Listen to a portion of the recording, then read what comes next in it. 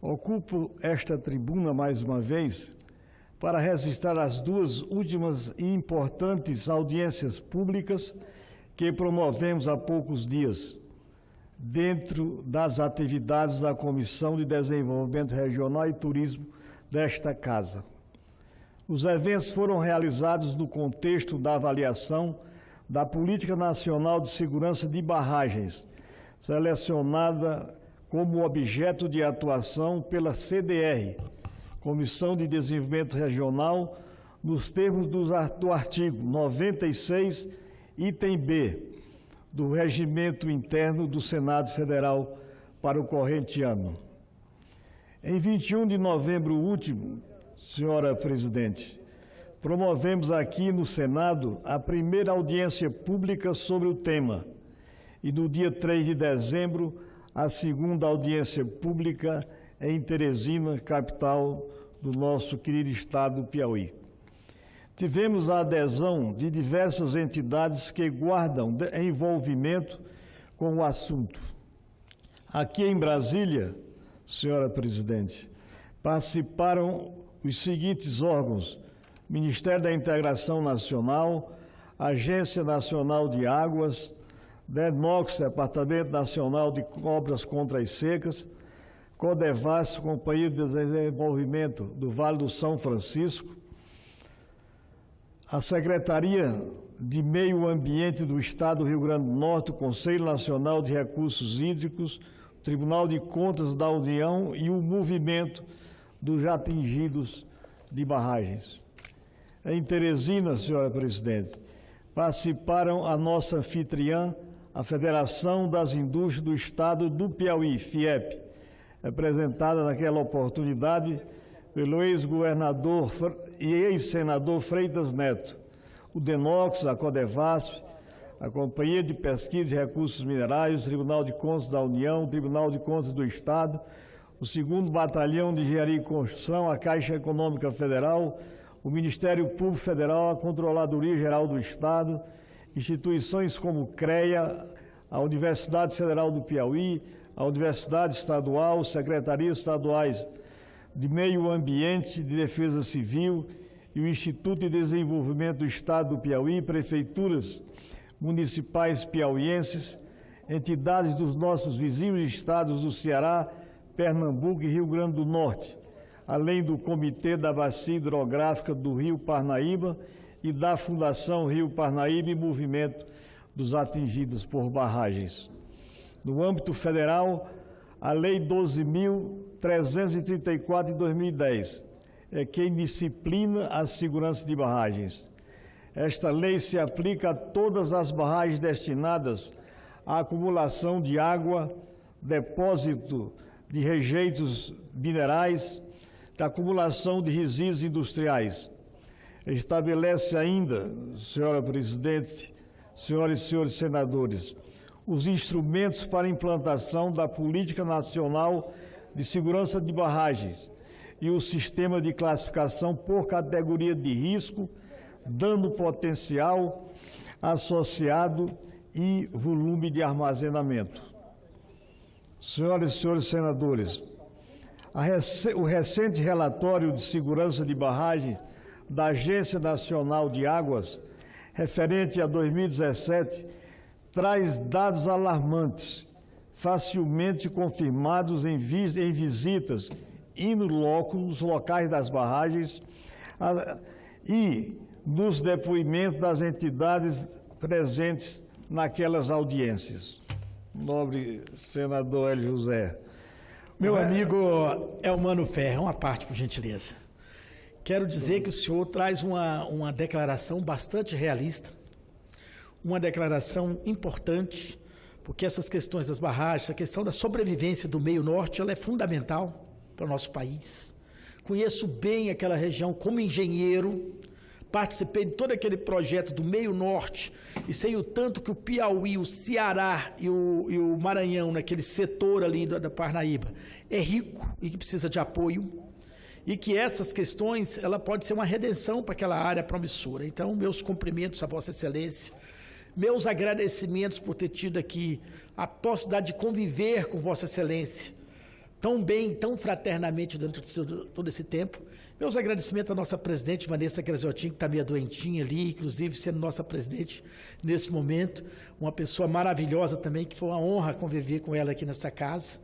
Eu devo estar fazendo o meu discurso aí de encerramento dessa legislatura aí na terça ou na quarta-feira, mas o meu à parte só era para cumprimentá-lo pelo esse realismo que o senhor traz da situação, sempre colocando aqui o pé no chão da necessidade de obras de infraestrutura para esse país nosso sair da situação que se encontra. Então, meus cumprimentos e muito obrigado pela amizade do senhor, pelo companheirismo do senhor e pela pessoa carinhosa e maravilhosa que o senhor é com todos nessa casa. Muito obrigado, senador. Agradeço a parte de Vossa Excelência e também as carinhosas referências feitas à nossa pessoa. Meu nobre e estimado senador Hélio, até o momento, 3.543 barragens foram classificadas por categoria de risco. Veja bem, aqui eu não estou me referindo apenas às barragens do estado do Piauí, do estado do Maranhão, do Ceará. Estou me referindo às 24.092 barragens cadastradas pela Agência Nacional de Águas no nosso país. Então, dessas 24 mil barragens cadastradas, 3.543 foram classificadas por categoria de risco e 5.459 quanto ao dano potencial associado. Destas, 723 tiveram indicação simultânea de risco alto, de dano potencial alto. Eu chamo a atenção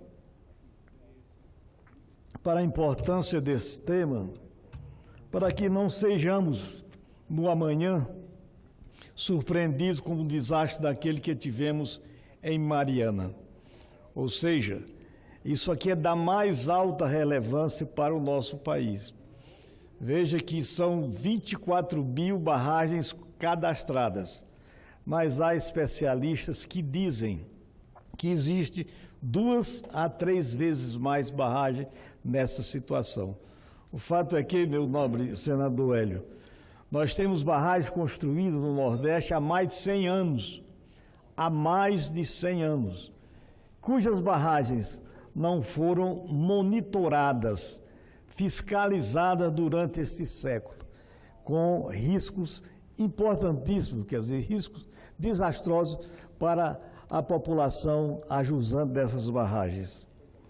Chama a atenção o fato de que, no Piauí, a Secretaria de Meio Ambiente avaliou a situação de 13 barragens quanto ao dano potencial associado, e todas indicaram alto risco, e avaliou 31 barragens quanto também ao risco, e novamente todas foram classificadas como de alto risco.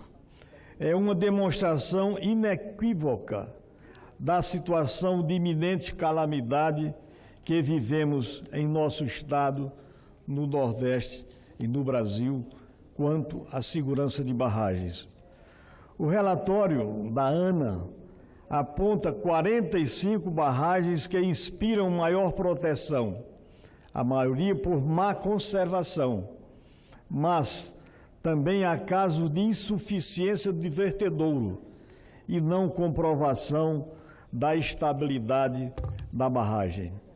Em 2017, senhor presidente, foram aplicados no Brasil somente 34 milhões nas ações de operação, manutenção e recuperação de barragens, sendo 26 milhões de recursos federais, ou seja, apenas 23% do previsto, e 8 milhões dos cofres estaduais, ou seja, apenas 73% do previsto. Senhor presidente, Hélio José, senhoras e senhores senadores, muitas conclusões podem ser tiradas das discussões que promovemos nessas duas audiências públicas. A legislação é tardia, E no Piauí, por exemplo, temos barragens construídas, como disse anteriormente, há mais de 100 anos, mas a legislação sobre segurança de barragens só veio em 2010. O DENOX, com sua importância histórica, tem hoje 327 barragens, mas recebe parcos recursos para sua manutenção. Em 2017, foram apenas 5.700.000 reais, uma média irrisória de 17.000 reais para cada barragem sob sua responsabilidade. O DENOX, como é do conhecimento de muitos senadores e senadoras aqui presentes, atua em 9 estados do semiárido. É, portanto, fiscalizado por órgão de cada estado, além da Agência Nacional de Águas, o que gera enorme confusão regulatória. O órgão enfrenta ainda enorme carência de pessoal. Ainda assim, o DENOX acaba de licitar a recuperação de 4 barragens no nosso estado do Piauí.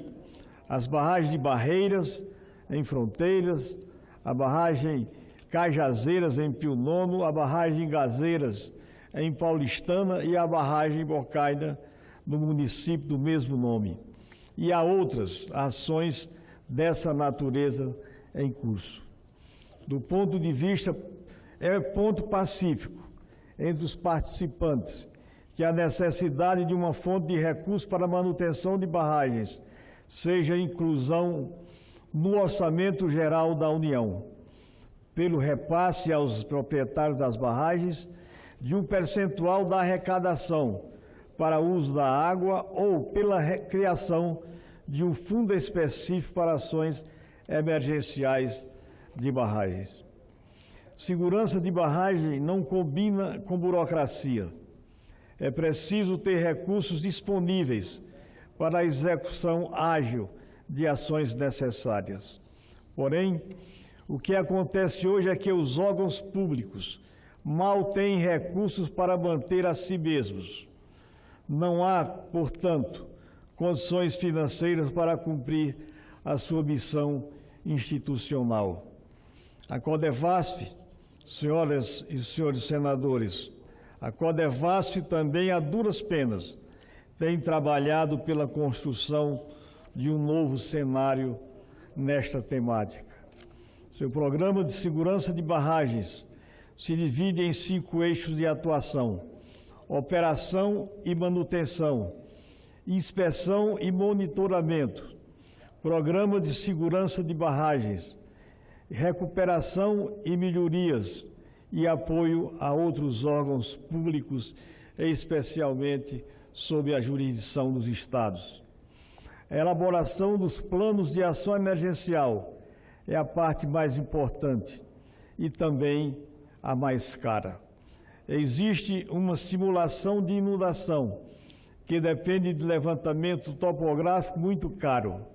Esse é o maior gargalo dos planos de segurança de barragens. Além disso, senhor presidente, também são apontados como entraves a indefinição do empreendedor, as falhas do sistema de classificação e os conflitos entre as políticas nacionais de segurança de barragens e os recursos hídricos. Os mesmos, aliás, senhor presidente, os membros do movimento dos atingidos por barragens demonstraram grande preocupação com o relatório. O risco de outras Marianas é assustador e nós, no Piauí, não tivemos a nossa. Já tivemos, digo melhor, no Piauí já tivemos a nossa, com o rompimento da barragem de Algodões em 2009, em Cocal, onde houve 9 mortes e prejuízos em toda a região. Senhor presidente, senhoras e senhores senadores, a tragédia de Mariana impactou a vida de mais de 1 milhão de pessoas. Fica a pergunta: quantas Marianas serão necessárias para que o Estado brasileiro cumpra o seu papel, as empresas assumam suas responsabilidades, os direitos das populações atingidas sejam atendidos? Pergunto. No Brasil, senhor presidente, ainda não há lei que garanta os direitos das populações atingidas. Em Mariana, após 3 anos, ninguém foi preso, nenhuma indenização foi paga, nenhuma casa foi reconstruída. Um dos pontos altos da audiência em Teresina foi o comovente depoimento do senhor Corsino Medeiros.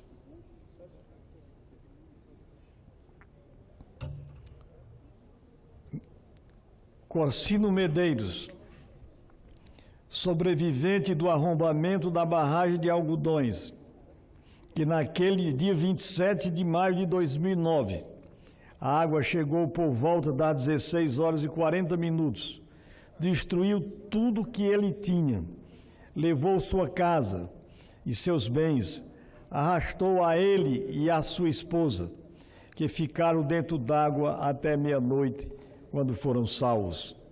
Corsino perdeu parte da audição e sua esposa desenvolveu um problema pulmonar crônico e transtornos psicológicos decorrentes do trauma.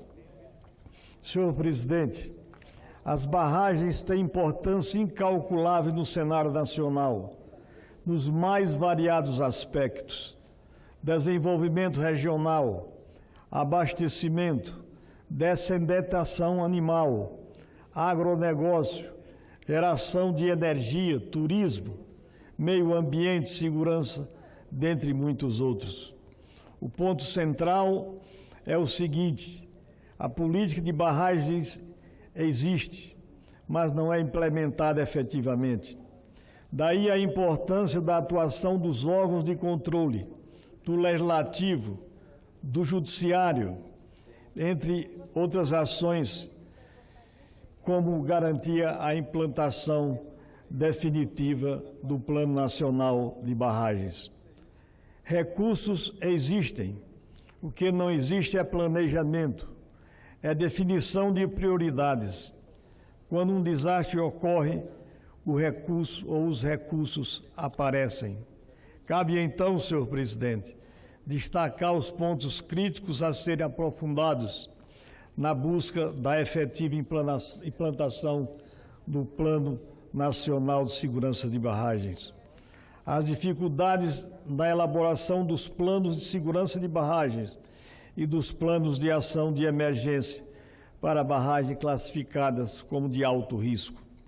Outro ponto, a insuficiência das ações corretivas para atender às recomendações das inspeções regulares e inspeções especiais. Outro ponto, a imprecisão na quantificação e orçamentação dos serviços de manutenção e recuperação das barragens. Inconsistência nos critérios de classificação das barragens, a escassez de recursos para a recuperação e manutenção, necessidade de mais agentes públicos e maior capacitação, necessidade de maior destaque do planejamento estratégico e aprimoramento da lei do Plano Nacional de Segurança de Barragens. Senhor presidente, senhoras e senhores senadores, a manutenção é um grande problema, mas o desastre é um grande negócio. Isso acontece em todo o mundo. No Brasil não é diferente. No Piauí também não é diferente. Muitas vezes os recursos para prevenção não são liberados porque não há interesse. Depois do desastre, não há licitação, não há fiscalização nem controle. É o meio propício à corrupção. Por muitas décadas, senhor presidente, os interesses das grandes construtoras prevaleceram na decisão de onde, quando e como implantar barragens. A histórica, senhor presidente, a histórica falta de planejamento no país nos tornou reféns dos projetos e do planejamento das grandes empresas. Todos esperamos que este tempo esteja acabando no nosso país. Os órgãos de controle e fiscalização não cansam de alardear o desequilíbrio da relação recursos para prevenção versus recursos após o desastre, após a catástrofe. Precisamos reverter esta situação. Não podemos mais admitir o jargão cruel, tão repetido no meio de que barragem segura é a barragem seca. Não pode mais ser assim, senhor presidente. Desastres como os de Mariana, em Minas Gerais, e Algodões do Piauí, são um alerta máximo sobre este tema. Deixo então, senhor presidente, 3 questionamentos para reflexão. Primeiro, é possível mobilizar os diversos atores para aprimorar a gestão em segurança de barragens? Pergunto. Segundo, é possível fomentar a cultura de segurança de barragens no Brasil? Terceiro e último, a interlocução entre os diversos atores e a sociedade pode sensibilizar os governos a destacar definitivamente a temática de segurança de barragem na agenda nacional? É a última pergunta, senhor presidente. Senhor presidente, tenho certeza que a resposta é sim para as 3 indagações. Estas eram minhas palavras, senhor presidente, neste momento de preocupação com a realidade das nossas barragens, mas também de satisfação pelo serviço que prestamos, promovendo a discussão deste tema durante este ano na Comissão de Desenvolvimento Regional. Quero ainda, senhor presidente, agradecer a nossa colega senadora Fátima Bezerra, que com maestria conduziu a Comissão de Desenvolvimento Regional desta Casa nos últimos 2 anos e que, a partir de janeiro, nos deixará para enfrentar o grande desafio de comandar o destino do nosso querido Estado do Rio Grande do Norte. Obrigado, senhor presidente.